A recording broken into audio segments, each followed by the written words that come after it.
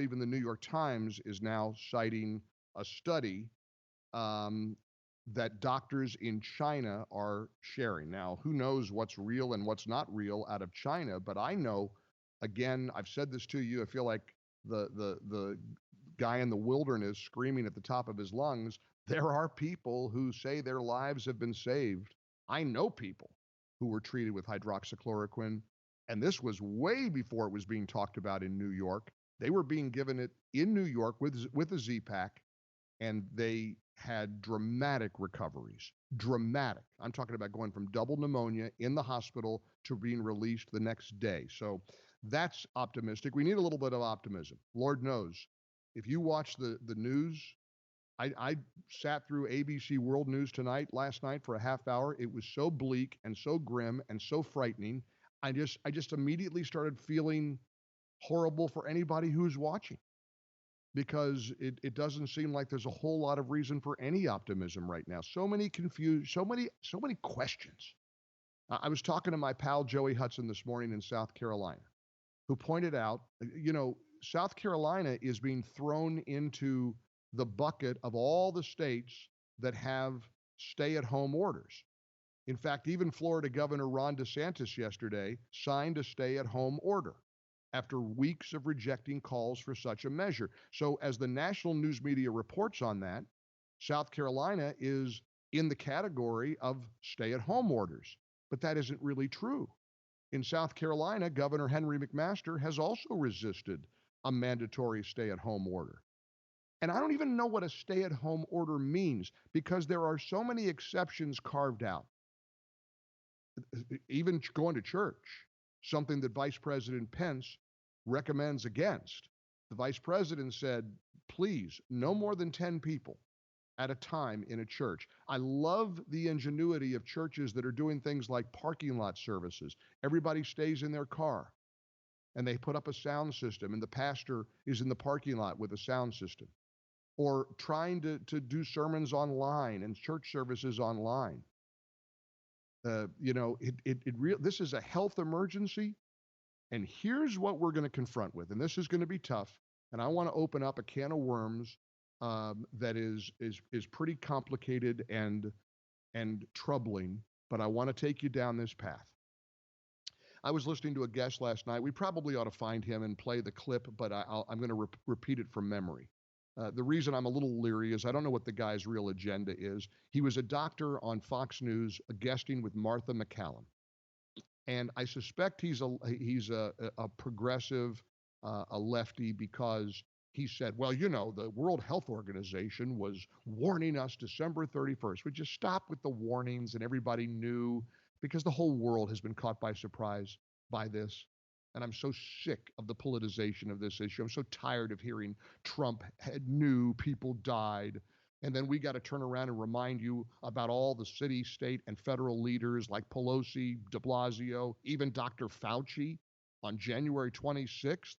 I love the guy. We've had him on the show. I believe in him. I trust Dr. Birx. I think we've got a couple of the best in the world. Dr. Birx was on a radio show in New York City, John Katzimatidis' Cats Roundtable on AM 970 The Answer, on January 26th, saying Americans don't need to worry about this. Now, hear me.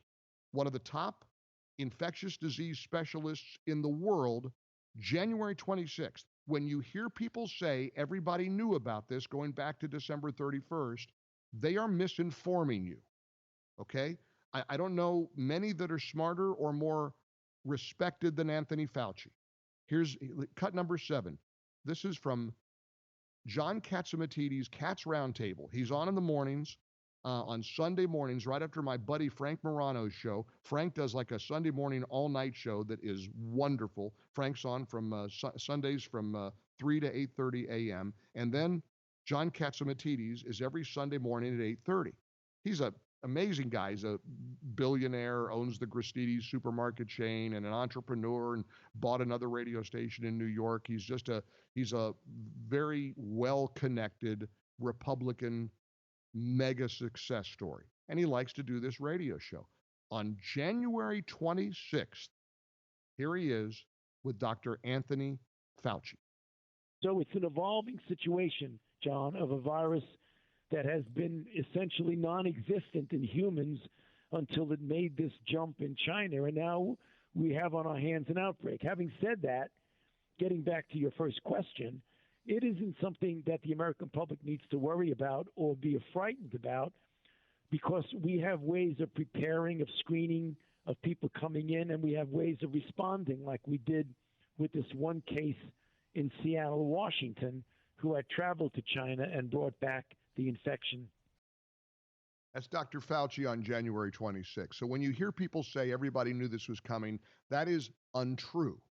That is untrue. Knock it off. Knock off the partisanship. Because nobody's going around saying Dr. Fauci has blood on his hands, and nobody should. Nobody's saying Bill de Blasio in March 10th, telling people to go out, go have fun, go out on the town. Nobody's saying he has blood on his hands, nor should you. People aren't saying Nancy Pelosi has blood on her hands when she said, go to Chinatown, come join me for dinner. February, March, knock it off. It's destructive, it's vile, and it's false. The world was caught by surprise by this, and we all have to acknowledge that. Let's own that. Let's just own it. Now we got decisions to make. Here's a decision to make. This doctor, back to Martha McCallum's show last night, he favors a 14-day national mandatory you're locked in your home quarantine, arguing that if we were willing to do that for 14 days, for 2 weeks, we would flatten the curve exponentially, dramatically. Now, believe me, I'm not advocating this, and it almost seems like this is evolving into a left-right thing. I've seen real radical left crazy Hollywood celebrities on Twitter and social media embracing this idea. Of course, conservatives resisting it because there's a part of us as a conservative, we're resisting all this. You're going to tell us we can't go to church. You're going to tell us we can't go to the store.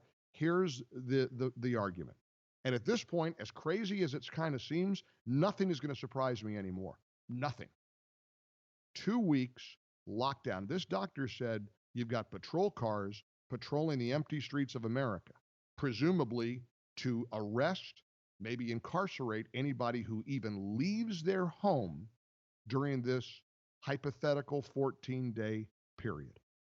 The doctor argued if we did that, we would flatten the curve dramatically. Now, my pushback is real simple. I don't believe that it would, I don't know that it would flatten the curve. I don't know that that's true.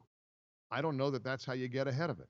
Because if you're going to go down this path, you're presuming that the people who are new infections are somehow mingling in crowds or whatever now, and I don't see anybody doing that, or I see very few doing it. I mean, it feels like, after all, statistically, 85% of us are staying at home, working from home, or laid off and are in our homes and following social distance guidelines. So what do you make of this theory? Let's just go with it for a little bit. 2 weeks mandatory in your home. You don't go out for anything. 800-655-Mike. Is that